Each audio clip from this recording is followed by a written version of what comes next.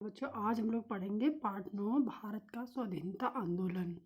इस आंदोलन में किन किन क्रांतिकारियों ने भाग लिया था, कहाँ कहाँ पे आंदोलन हुए, उसके क्या परिणाम हुए, इसके बारे में हम लोग डिटेल में पढ़ेंगे। 20वीं शताब्दी के प्रारंभ से ही भारतीय स्वाधीनता आंदोलन की दिशा और तरीकों में भी बदलाव आया। इन दिनों महात्मा गांधी दक्षिण अफ्रीका में थे।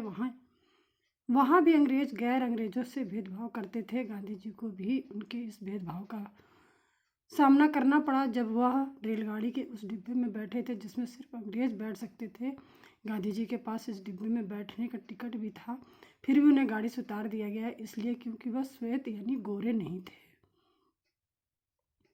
वहाँ भारतीयों के साथ रंग भेदी यानी गोरे काले का भेद होता था। सरकार के दुर्व्यवहार को देखकर यानी गलत व्यवहार को देखकर महात्मा गांधी ने सत्याग्रह आंदोलन शुरू किया। अंत में अंग्रेजी सरकार को झुकना पड़ा। सन 1915 ईस्वी में महात्मा गांधी भारत लौट आए। गांधी जी का नेतृत्व 1919 से 1935 तक। प्रथम विश्व युद्ध के समय महात्मा गांधी के नेतृत्व में भारतीयों ने अंग्रेजों की बहुत सहायता की। गांधी जी ने सोचा कि इस युद्ध की समाप्ति पर अंग्रेज देश को आज़ाद कर देंगे, लेकिन ऐसा नहीं हुआ। ब्रिटिश सरकार ने अंग्रेज और क्रांतिकारियों की बढ़ती हुई शक्ति का दमन करने के लिए मार्च 1919 में रोलेट एक्ट पास कर दिया, जिसके अंतर्गत सरकार किसी भी व्यक्ति को बिना मुकदमे के कैद या गिरफ्तार कर सकती थी। गांधी जी ने फरवरी 1919 में इसके विरोध में सत्याग्रह आंदोलन प्रारंभ किया था। अहिंसा और सत्याग्रह स्वराज के लिए अंग्रेजों की हत्या करने का रास्ता सबको उचित नहीं लगता था। हिंसा और हत्या का विरोध करने वालों में गांधी जी प्रमुख थे। उनका मानना था कि अगर हमारी बात सत्य या सही है तो बिना जोर जबरदस्ती व हिंसा के भी उसे प्राप्त किया जा सकता है। अतः हमें सत्य के लिए सिर्फ आग्रह करना चाहिए यानी अन्याय विनय करना चाहिए, यानी सत्याग्रह। सत्य को हिंसा से प्राप्त करने की कोशिश नहीं करनी चाहिए। गांधी जी ने सत्याग्रह करने के लिए कार्यक्रम बनाए। अन्याय करने वालों का सहयोग ना करना यानी असहयोग करना, अनुचित लग रही बातों को मानने से इनकार कर देना यानी अवज्ञा करना। गांधी जी ने राष्ट्रीय आंदोलन में अंग्रेज शासन से असहयोग और अवज्ञा का तरीका तोड़ा। अब गांधी जी ने राष्ट्रीय आंदोलन में शामिल हुए। उन आंदोलन में एक नया मोड़ आया। गांधी जी ने लोगों के छोटे छोटे ठोस दिक्कतों को यानी समस्याओं को हल करने के लिए आंदोलन छेड़ते थे। वह अंग्रेज सरकार से मांग करते थे कि लगान कम करें, लगान यानी टैक्स कम करें, नमक पर कर हटाए, जंगल के उपयोग पर पाबंदी हटाए, शराब की बिक्री बंद करे। शराब की बिक्री से सरकार को बहुत आय यानी धन का लाभ होता था। गांधी जी के नेतृत्व में हजारों की संख्या में लोग अपनी ठोस समस्याओं से लड़ने के लिए आंदोलन की राह पर निकलने लगे। इसके पहले के किसी भी प्रयास में भारी संख्या में आम लोग राष्ट्रीय आंदोलन में नहीं उतरे थे।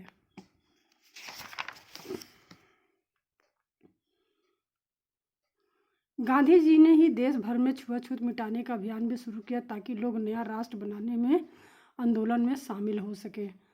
एक बार गांधी जी दक्षिण अफ्रीका में रेल यात्रा कर रहे थे। उस डिब्बे में बैठ गए जो गोरे लोगों के लिए आरक्षित था। उन्हें एक गोरे ने डिब्बे से बाहर ढकेल दिया और कहा कि एक काला भारतीय इसके डिब्बे में यात्रा कैसे कर सकता है। यह उसका सरासर अपमान था। उन्होंने महसूस किया कि गोरे लोगों में उनके आत्मसम्मान और गरिमा के प्रति बिल्कुल आदर नहीं था, इसलिए उन्होंने गांधी जी को डिब्बे से बाहर ढकेल दिया। इस कटु अनुभव ने गांधी जी को भारतीयों की गरिमा के उत्थान और न्याय से लड़ने की प्रेरणा दी। उन्होंने महसूस किया भारत में लोग आपस में जाति पाति मजहब ऊंच नीच स्वर्ण दलित भाषा संप्रदाय के नाम पर विभिन्न समूहों में बट रहे हैं बटे हुए हैं, इसलिए वे गोरे अंग्रेज हमारे देश पर शासन कर रहे हैं। उन्होंने भारत में सर्वप्रथम सभी धर्मों और संप्रदायों को लोगों को राष्ट्रवाद या भाईचारे की एक माला में पिरोकर अंग्रेजों के विरुद्ध जंग छेड़ दी। गांधी जी ने इसी प्रयास के बदौलत आज हमारा यह देश भारत आज़ाद हो सका। जलियांवाला कांड 1919 में हुआ। इसी समय अमृतसर में 13 अप्रैल 1919 को एक भयानक हत्याकांड हुआ। पंजाब के नेता डॉक्टर सत्यपाल और डॉक्टर सैफुद्दीन किचलू की गिरफ्तारी के विरोध में अमृतसर के एक जलियांवाला बाग में एक विशाल सभा का आयोजन हुआ। सभा के मध्य में ही पंजाब के सैनिक कमांडर जनरल डायर ने सैनिकों को लेकर बाग को घेर लिया। बिना चेतावनी दी, उसने निहत्थी भीड़ पर गोली चलाने का आदेश दे दिया। इससे कई सौ निर्दोष लोगों और मृत्यु हो गई और हजारों लोग घायल हुए। जलियांवाला बाग हत्याकांड से समस्त देश में हाहाकार मच गया। इसके विरोध में रविन्द्रनाथ टैगोर ने अपनी सर की उपाधि वापस कर दी। इससे मध्यम वर्गीय और बुद्धिजीवी इसके विरोध में जगह जगह प्रदर्शन हुए और राष्ट्रवाद को जन राष्ट्रवाद के रूप में परिवर्तित कर दिया। इसमें किसान, मजदूर, छात्र, दस्तकार, कारीगर आदि शामिल हुए। अब राष्ट्रीय आंदोलन पहले की अपेक्षा अधिक दृढ़ हो गया, यानी मजबूत हो गया। इसमें हिंदू मुस्लिम एकता का भूतपूर्व प्रदर्शन हुआ, जिससे भारतीय राष्ट्रवाद को काफ़ी बल मिला। असहयोग आंदोलन हुआ था 1920 से 22 ईस्वी में। ऐसी विकट स्थिति में गांधी जी ने देश भर में असहयोग आंदोलन शुरू किया और 1857 ईस्वी के विद्रोह के बाद पूरे देश में एक साथ अंग्रेजी हुकूमत के विरोध में होने वाला बड़ा आंदोलन था। इसका उद्देश्य था अन्यायी अंग्रेजों के खिलाफ गलत शासन को सहयोग ना करना था। आइए इस आंदोलन के दौरान घटित होने वाले कुछ गतिविधियों या झलकियों के बारे में भी जानें। अंग्रेजों को भारत में सरकार चलानी है तो खुद चलाए, हम क्यों उसका शासन संभाले, यह कहते हुए कई लोगों ने सरकारी पदों का भी इस्तीफा दे दिया था। अनेक छात्रों ने सरकारी स्कूल कॉलेज छोड़ दिया और स्वदेशी स्कूलों में भर्ती होने लगे। अंग्रेजी कपड़े और शराब की दुकानों को धरने दिए गए। अंग्रेजी चीज़ों का बहिष्कार किया जाने लगा और स्वदेशी चीज़ों को बढ़ावा देने की कोशिश भी होने लगी। देश भर में कई वकीलों ने कचहरी में वकालत छोड़ दी। कई जगह परिषद के चुनाव में लोगों ने वोट नहीं डाले। गांधी जी ने लोगों द्वारा चरखा चलाने व सूत काटने का अभियान जोड़ दिया, जिससे घर घर में देश में आत्मनिर्भर बनने का भावना मजबूत हो। छोटे बड़े शहरों में सैकड़ों लोगों के जत्थे जुलूस निकलते और पुलिस के आगे गिरफ्तारी देते। पुलिस उन्हें रोकती, उन पर लाठियां बरसाती, पर कुछ लोग पुलिस के हाथों भी ना उठाते। एक जत्था पिटते हुए गिरफ्तार हो जाता, उसके पीछे दूसरा जत्था इंकलाब जिंदाबाद चरखा चला चला के हम स्वराज लेंगे और महात्मा गांधी की जय के नारे लगाते हुए आता और शांतिपूर्ण गिरफ्तारी देता। अंग्रेज शासन की हिंसा का मुकाबला लोग शांति और दृढ़ता से करते थे और सत्य के लिए आग्रह विनय करते थे, रिक्वेस्ट करते थे। 1921 में इंग्लैंड के राजकुमार भारत की यात्रा पर आए तो उनका बहिष्कार किया गया। लोग उनके स्वागत में नहीं गए और मुंबई शहर में उस दिन हड़ताल रही। दूर दराज के इलाकों में गांव-गांव में गांधी जी की खबर फैल गई। किसानों, आदिवासियों, मजदूरों में भी यह जोश भर गया कि अब चंद दिनों में अंग्रेज सरकार राज खत्म हो जाएगा और गांधी जी का स्वराज का सपना पूरा हो जाएगा। इस तरह देश भर में उथल पुथल मच गया और लोगों में अन्याय अत्याचार के खिलाफ अपने अधिकारों को लड़ने की जबरदस्त भावना भर गई। चौरा चौरी कांड 1922 ईस्वी में हुआ था। इसमें 5 फरवरी 1922 में उत्तर प्रदेश के गोरखपुर जिले के चौरा चौरी नामक स्थान पर किसान थाने पर अपने विरोध प्रदर्शन करने के लिए आए थे, क्योंकि पुलिस ने उनके एक साथी को मारा था।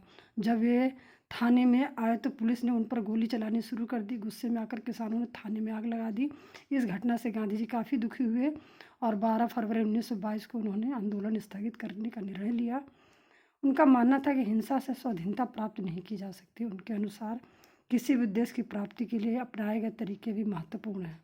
अतः अब गांधी जी ने रचनात्मक कार्य यानी औद्योगिक कार्यों पर बल दिया। उन्होंने करने का निश्चय लिया। इसमें हाथ से कटाई, बुनाई, छुआछूत का निवारण एवं सांप्रदायिक एकता की स्थापना आदि थी। इस प्रकार जब असहयोग आंदोलन ठंडा पड़ गया तो अंग्रेज सरकार ने इस अवसर का लाभ उठाया और गांधी जी ने 10 मार्च 1922 को कैद कर लिए गए और उन्हें 6 वर्ष की सजा दे दी गई। यदि असहयोग आंदोलन असफल रहा, लेकिन उनके कारण राष्ट्रवादी विचार पूरे देश में फैल गए। सशस्त्र क्रांतिकारियों का योगदान। प्रथम विश्व युद्ध के दौरान क्रांतिकारी आंदोलनकारियों को बुरी तरह से कुचल दिया गया। बहुत से नेता जेल भेज दिए गए और इधर उधर बिखर गए। 1920 ईस्वी के प्रारंभ में क्रांतिकारियों को जेल से रिहा कर दिया गया। इसके कुछ समय बाद ही कांग्रेस ने असहयोग आंदोलन छेड़ दिया। क्रांतिकारी शस्त्र द्वारा क्रांति का रास्ता छोड़कर असहयोग आंदोलन में शामिल हो गए, किंतु असहयोग आंदोलन को एकाएक वापस ले लेने से क्रांतिकारियों की उम्मीदों पर पानी फिर गया।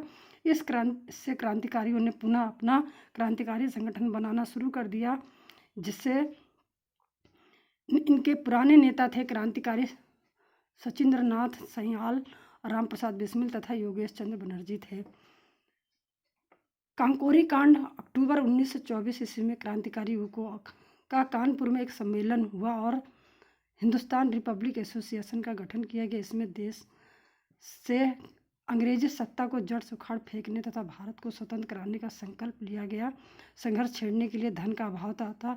इन क्रांतिकारियों ने 9 अगस्त 1925 को लखनऊ के निकट कांकोरी में एक रेलगाड़ी का डिब्बा रोककर सरकारी खजाने को अपने अधिकार में ले लिया। बाद में वे पकड़े गए। इस लूटकांड में पंडित राम प्रसाद बिस्मिल, रोशन सिंह और राजेंद्र लाहिड़ी तथा अशफाक उल्ला खां को फांसी दे दी गई और अन्य व्यक्तियों को आजीवन कारावास की सज़ा देकर अंडमान भेज दिया गया और 17 लोगों की लंबी सजाएं सुनाई गई।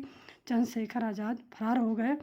लाहौर कांड भगत सिंह और राजगुरु ने दिसंबर 1928 को साइमन कमीशन का विरोध करते हुए लाला लाजपत राय को लाठी से चोट पहुंचाने के कारण पुलिस का नेतृत्व करने वाले अंग्रेज उच्च अधिकारी सैंडर्स की हत्या कर दी। सरकारी नीतियों के विरोध में 8 अप्रैल 1929 को भगत सिंह और बटुकेश्वर दत्त ने दिल्ली को केंद्रीय विधानसभा में बम फेंका। बम से नुकसान नहीं हुआ, लेकिन दोनों वहां से भागे नहीं और पुलिस ने उन्हें गिरफ्तार कर लिया। भगत सिंह एवं उनके साथियों पर सैंडर्स हत्याकांड से संबंधित मुकदमा लाहौर में चलाया गया और 7 अक्टूबर 1930 को भगत सिंह, राजगुरु और सुखदेव को फांसी की सज़ा सुनाई गई। लाहौर में उनको 23 मार्च 1931 को फांसी की सज़ा दे दी गई। यह मुकदमा लाहौर कांड के नाम से प्रसिद्ध है। सत्ता के दमन ने धीरे धीरे क्रांतिकारी आंदोलनों को निर्बल कर दिया, यानी कमज़ोर कर दिया। 27 फरवरी 1931 को इलाहाबाद यानी प्रयागराज के अल्फ्रेड पार्क में मुठभेड़ के दौरान चंद्रशेखर आज़ाद शहीद हो गए और वर्तमान में अल्फ्रेड पार्क का नाम शहीद चंद्रशेखर आज़ाद पार्क है। आज़ाद की मृत्यु के बाद पंजाब, उत्तर प्रदेश और बिहार में क्रांतिकारी आंदोलन लगभग समाप्त सा हो गया। बच्चों, इसी के साथ ही हमारा फर्स्ट भाग खत्म होता है। सेकंड भाग में हम लोग पढ़ेंगे सविनय अवज्ञा आंदोलन कब हुआ था, साइमन कमीशन और लाहौर अधिवेशन और दांडी यात्रा, और के बारे में डिटेल में पढ़ेंगे। धन्यवाद बच्चों।